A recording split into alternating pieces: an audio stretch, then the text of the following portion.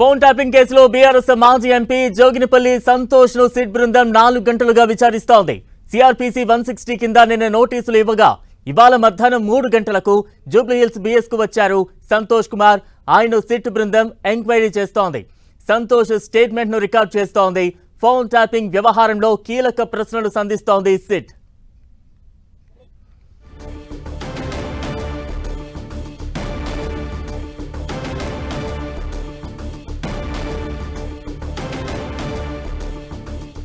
Phone tapping కేసులో 4 గంటలుగా సంతోష్ పై SIT బృందం ప్రశ్నల వర్షం కురిపిస్తోంది. తాజా అప్డేట్స్ అందించేందుకు మా ప్రతినిధి కిరణ్ సిద్ధంగా ఉన్నారు. కిరణ్,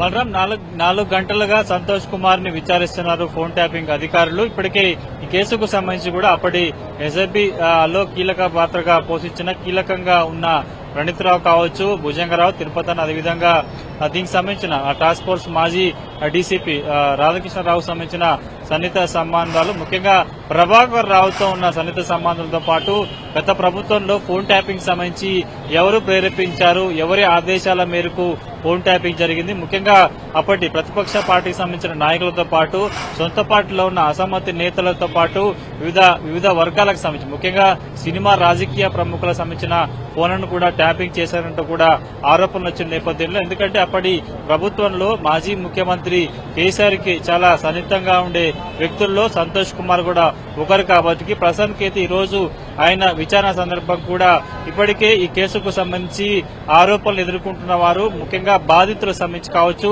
ఫోన్ ట్యాపింగ్ కేసులో అప్పట్లో చాలా కీలకంగా పనిచేస్తున్న ఎస్ఐబి సంబంధించిన అధికారులకు సంబంధించిన పాత్ర ఏంటి, వారు ఇచ్చిన స్టేట్మెంట్ ఆధారం కూడా సంతోష్ కుమార్ ను అనేక కోణాల్లో కూడా ప్రశ్నలు సంధిస్తున్నట్టుగా తెలుస్తుంది. కాబట్టి పూర్తి స్థాయిలో, ఎందుకంటే ముఖ్యంగా ప్రభాకర్ రావును విచారించిన సందర్భంలో కూడా కొంత కీలక సమాచారాన్ని అప్పటి ప్రభుత్వంలో కీలకంగా ఉండే వ్యక్తులకు సంబంధించిన పేర్లను కూడా ప్రస్తావించినట్టుగా కొంత మనకు సమాచారం ఉంది. కాబట్టి వారు ఇచ్చిన స్టేట్మెంట్ ఆధారంగా ప్రస్తుతానికైతే సంతోష్ కుమార్ ని కూడా అనేక కోణాల్లో దర్యాప్తు చేస్తుంది. ముఖ్యంగా టెక్నికల్ ఎవిడెన్స్ ఆధారంగా, ముఖ్యంగా ఫోన్ ట్యాపింగ్ సంబంధించిన నెంబర్లతో పాటు కొంత వీడియోతో పాటు వారి దగ్గర ఉన్న డిజిటల్ ఎవిడెన్స్ ఆధారం కూడా సంతోష్ కుమార్ ని అనేక కోణాల్లో కూడా విచారిస్తున్నట్టు తెలుసు. ఎందుకంటే ఈ కేసుకు సంబంధించి కూడా ఇప్పటికే బీఆర్ఎస్ పార్టీలు అప్పుడు ప్రభుత్వంలో కీలకంగా ఉండే 2 వ్యక్తులకు సంబంధించిన విచారణ పూర్తయింది. కాబట్టి ఆ పార్టీలో మరి అత్యంత కీలక వ్యక్తి కేసీఆర్ తర్వాత 2వ వ్యక్తిగా సంతోష్ కుమార్ ఉన్నారు. కాబట్టి ఈయన చాలా దగ్గరగా ఉండే వ్యక్తి కాబట్టి కేసీఆర్ ఆదేశాల మేరకు సంబంధించి